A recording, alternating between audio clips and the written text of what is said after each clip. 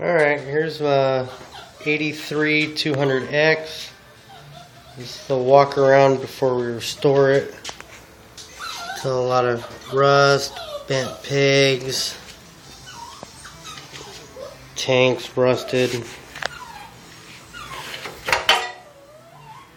Yeah.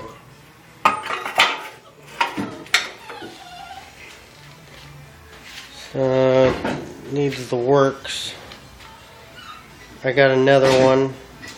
I'm going to use it for parts. Couple seats.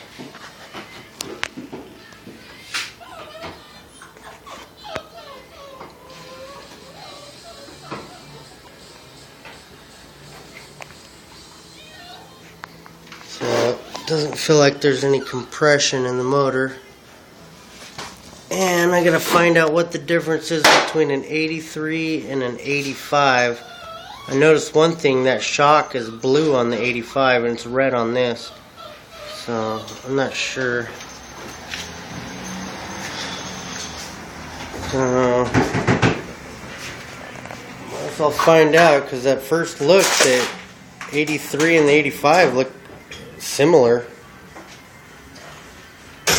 So alright, this is first video on the teardown.